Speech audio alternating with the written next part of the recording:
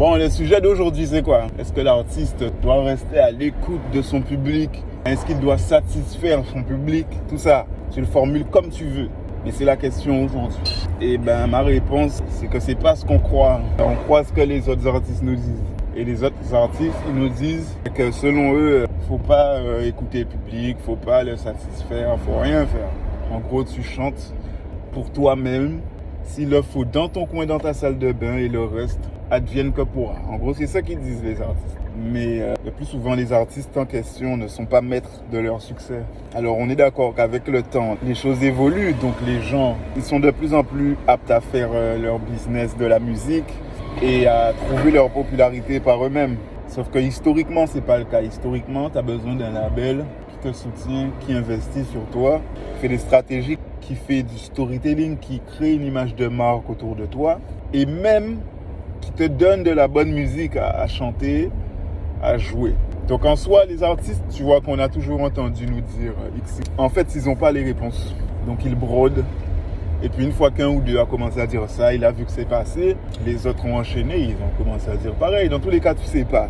Donc c'est clair que toi, ton expérience, c'est je m'en fous du public, etc. Parce que c'est pas toi qui écris les sons, c'est pas toi qui fais les stratégies, c'est pas toi qui négocie les contrats de vente des CD, c'est pas toi qui parle avec les chaînes de télévision. Tu sais pas toi. Comment veux-tu que quelqu'un qui n'a pas la réponse te donne la réponse?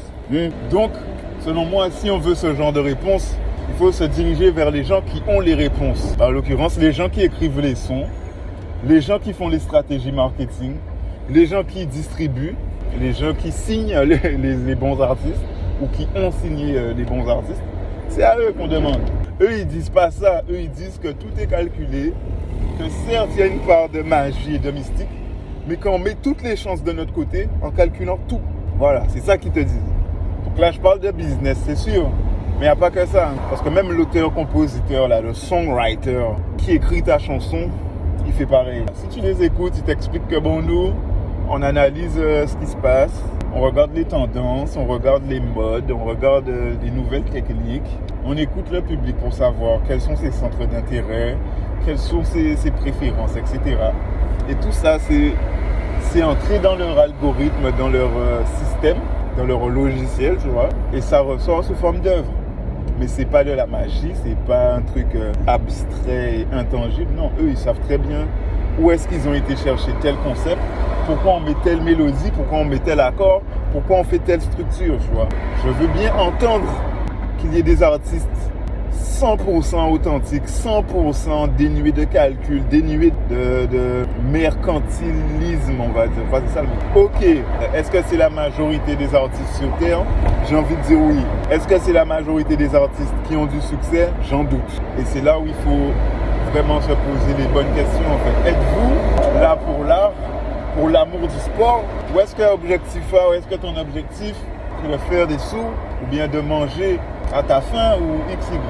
Bonne question. C'est pour moi, il faut d'abord se demander ça avant de savoir comment tu vas considérer ton rapport au public, tu vois. Si c'est clair que tu fais de la musique dans ta chambre, tu t'en bats les couilles, ben frère, bats-toi dans les couilles, tu vois.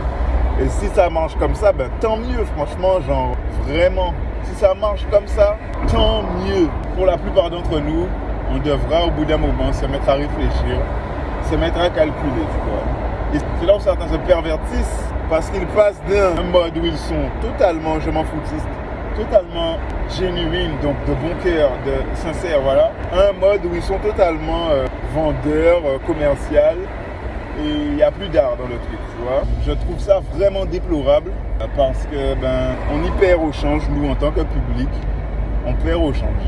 Plus il y a d'artistes qui croient que c'est un jeu innocent, et plus on a de la chance, des chances en tout cas d'avoir de la musique variée, diversifiée et originale, on est d'accord. Si tu fais fi de tout format et de toute contrainte et de tout rapport à l'autre dans ta création, ta création elle a de grandes chances de ne rentrer dans aucun format, de ne ressembler à rien qui existe déjà, tu vois. Pas dans le mauvais sens, mais dans le bon sens. D'être totalement nouveau. Donc si tu arrives à être de ceux-là et en même temps avoir du succès, tu as de grandes chances d'être créateur d'un mouvement ou d'un genre, par exemple, tu vois, d'un courant musical. Parce que Il faut des gens comme ça, des gens qui soient assez indépendants de leur tête, assez free des contraintes pour porter leur couille et pour faire des propositions qui sortent de l'ordinaire en fait, tu vois. Okay. Sauf que tu peux pas baser un commerce sur ça, tu vois. Donc si ton objectif c'est de manger de la musique, je sais pas frérot, mais réfléchis en fait. Tu vois, je te dis pas que tu pourras pas, mais je te dis que c'est accidenté, c'est pas quelque chose de sûr. Et que dans tous les cas, moi je comprends que quelqu'un qui soit à la tête d'un label ou bien qui doivent écrire un son pour Beyoncé demain ou bien pour Shakira ou bien whoever, je comprends qu'ils veulent pas être esclaves de son intuition et de son inspiration qui viendrait quand bon lui semble. Non, il veut un moyen plutôt sûr et fiable de produire quelque chose de qualité, tu vois. Sinon, c'est invivable. Donc, voilà, quoi. En fait, moi, tous ceux qui sont dans le doute par rapport à cette question, moi, je vous encourage à vraiment choisir déjà de quel côté vous êtes. Est-ce que vous êtes artiste ou est-ce que vous êtes commerçant, clairement. Et voilà, en fait. Moi, j'ai choisi d'être artiste, concrètement. C'est pour ça que beaucoup d'entre vous ne comprenez pas ma carrière parce que je fais des trucs qui vont à l'encontre de ce que ferait quelqu'un qui veut vraiment, dont la principale préoccupation est de vendre de la musique, tu vois. Moi, c'est pas ma principale préoccupation. Vendre de la musique, pour moi, c'est cool, mais c'est pas ça, c'est pas sur ça que je compte, tu vois. C'est un truc que je veux qui soit... voilà, je veux me connecter aux gens qui comprennent ma patte artistique et qui aiment l'art. Pas que aux gens qui veulent consommer tout plein de trucs, parce qu'il y a tout ce qu'il faut à consommer, tu vois. Moi, j'essaie d'apporter un truc qui soit fidèle à moi-même, au moins, s'il le faut, original, nouveau. Mais tant qu'à faire, au moins, ce sera singulier, quoi. Ce sera à part, ça aura un intérêt parce que ce sera à part. Tu peux pas trouver ça partout, tu vois. Moi, c'est ça qui m'intéresse, c'est faire de l'art, frérot. Faire bouger les émotions des gens, les secouer, etc.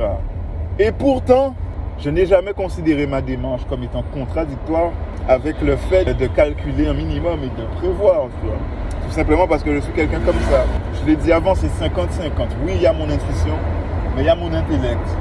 Et c'est une question de à quel moment tu fais appel auquel des deux, tu vois. Il y a des moments pour l'intellect, il y a des moments pour l'intuition et la créativité, tu vois. Et les plus grands artistes que tu connaisses ont capté ça. Ce que je viens de dire là, ils l'ont capté et ils l'appliquent. Voilà. Ils switchent entre leur esprit créatif et leur esprit analytique pour toujours être au cœur de quelque chose de vraiment, vraiment puissant, tu vois. Donc moi, en vrai, c'est ce que j'essaye de faire dans l'art. C'est-à-dire que oui, art, mais peut-être art efficace, art, enfin voilà, tu vois. C'est comme, moi, quand je fais une chanson, un rap ou j'écris un texte, c'est pas pour me branler dans mon coin, tu vois. C'est parce que j'ai envie que quand je sorte ce texte-là en freestyle, tout le monde mette les mains sur la tête, écarquille les yeux ou bien grimace parce que ce que je dis, c'est une dinguerie, tu vois. Si je fais un son qui se veut dansant, eh ben c'est pour que quand je play le son, tes fesses commencent à... Tu as envie de te jeter sur la piste. Bon, je disais que, en fait, voilà, j'ai été coupé parce que j'avais plus d'espace. Je sais plus exactement où est-ce que j'allais, mais j'étais en train de dire qu'au final, certainement ton artiste préféré, lui, il a capté le truc et il utilise tantôt son esprit analytique, son esprit cartésien et tantôt son esprit créatif. Il sait qu'il y a un moment pour l'un et un moment pour l'autre. Et ça, c'est ton artiste préféré, c'est le meilleur artiste que tu connais. C'est Michael Jackson, c'est Vybz Kartel. Bob Marley, j'imagine, je ne sais pas exactement, mais j'imagine, tu vois, que même si ça a l'air d'être une musique qui est uniquement axée sur l'humain, sur la vérité, sur l'authenticité, j'en suis certain que lui, il était très conscient de ce qu'il faisait et que c'était très bien construit dans sa tête et très bien travaillé ce qu'il était en train de faire, tu vois. J'ai pas assez étudié Bob Marley pour te le dire avec certitude, mais voilà. D'ailleurs, je vais même vérifier ça là après la vidéo comme ça. Voilà. Mais l'idée c'est que voilà quoi, faut réussir en fait à comprendre ça. Après, il y a aussi que tout le monde ne peut pas réussir à faire ça. Sinon, il n'y aurait pas d'artiste préféré. Ils seraient tous le meilleur artiste du monde. Non, il y en a qui vont réussir, il y en a qui ne vont pas réussir, tu vois. Moi, ce que je déplore, c'est que ceux qui n'y réussissent pas, voire ceux qui n'essayent pas, veulent influencer les autres à ne pas le faire parce que, frère, c'est ta vérité, frérot, regarde. Moi, je partage ça aussi. C'est pas pour forcer qui que ce soit à faire quoi que ce soit. C'est simplement une des vérités qui existent. Et je trouve qu'il est sain d'en avoir conscience, tu vois, d'avoir conscience qu'il n'y a pas qu'une vérité. Que c'est pas parce que lui dit que c'est comme ça qu'il a fait, que ça a marché pour lui, que c'est la seule solution.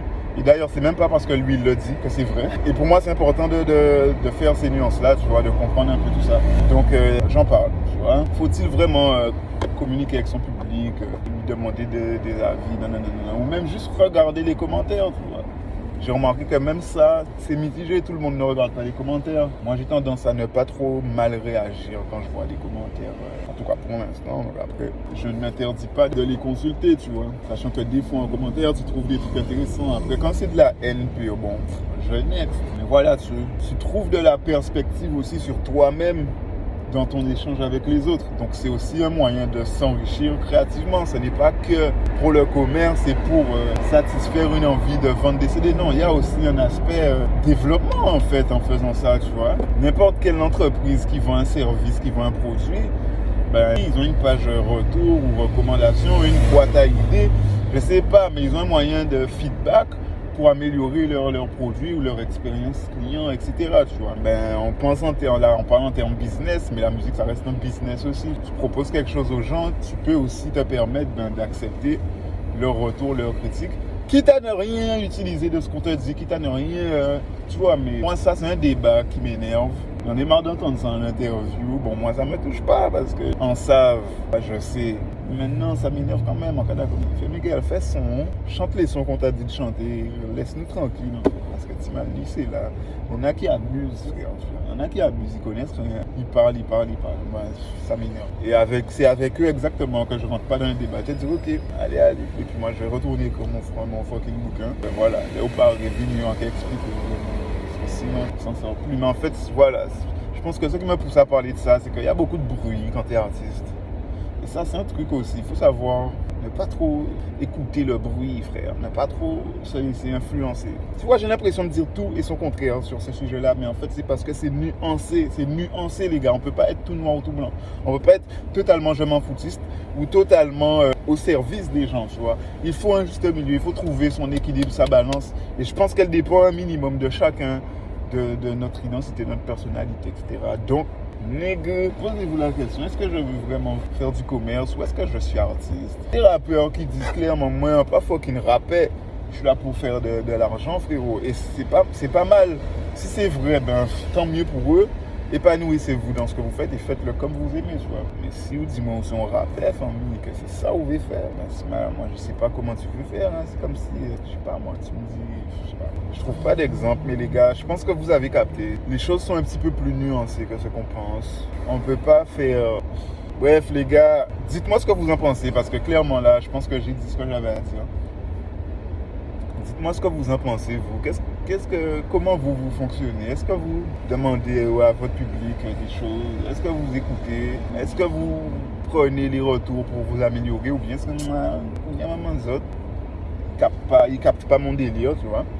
Il n'y a pas qu'à comprendre. Dites-moi vraiment où vous vous positionnez, parce qu'en vrai, certes, quand les artistes connus parlent, ils te vendent toujours un produit marketing en disant ça, tu vois, c'est toujours plus beau de te dire, ouais, moi je m'en bats les couilles, tu vas te faire un peu le coq et de montrer que tu es un gars, on va dire, sérieux, quoi. On va dire que tu es un gars debout, tu vois, qui tient, qu'on peut pas changer, tu vois, qu'on peut pas transformer ou traverser ou quoi. C'est super, mais je peux pas croire qu'il n'y ait que ça. Je peux pas croire qu'il n'y ait que des gens comme ça, tu vois. Je suis sûr qu'on est beaucoup. Donc les gars, mettez un commentaire, expliquez-moi comment vous faites. Et voilà, on se revoit pour la prochaine vidéo. Là, je m'apprête à poster la première vidéo là ce week-end, certainement demain, samedi, avec les amis. Ouais. En tout cas, les gars, je vais connaître, c'est Mathis One Blaise, Eve la famille, toujours. Et voilà, on est là, les gars, on est là. Allez faire un tour sur les plateformes pour voir un peu ce que je fais, parce que je parle beaucoup. Peut-être que quand tu vas écouter mes enjeux, tu vas dire, oh, mais Timal, il est rincé, lui, comment j'écoute ses conseils? Ou au contraire, tu vas te dire, oh, mais c'est bon sous les gars. Franchement, écoutez-vous, parce que monsieur savent qu'il a dit. Donc même ça m'intéresse, tu vois. Est-ce que tu considères que je parle en connaissance de cause? Attends, est-ce que tu considères que je fucking parle en connaissance de cause ou est-ce que tu considères que, après avoir écouté ma musique, hein, je veux dire, tu vois, ou est-ce que tu considères que, ah ouais, c'est esbrouf? Ça m'intéresse de savoir. En tout cas, les gars, je vais reconnaître. Big up, tunnel là, il nous est ancien, mais tunnel en moi, avant, mais donc Là, ça pas voisin, moi. Mais voilà quoi, hein. Les lunettes, c'est vraiment pour le soleil parce que moi, ça me force. Mais en tout cas, ça va connaître les gars, big up. Suivez-moi sur les réseaux, je le dis jamais, mais allez sur Insta aussi. Suivez-moi, en fait, suivez-moi partout. Spotify, Twitter, Insta. Voilà, allons-y. On se suit, on se follow. Et puis j'attends vos retours, les gars. J'ai parlé 5 minutes pour dire que j'attends vos retours, mais j'attends vraiment. Donc les gars, ça va connaître. C'est Mathis One Blaze avec la famille. Big up et désolé pour les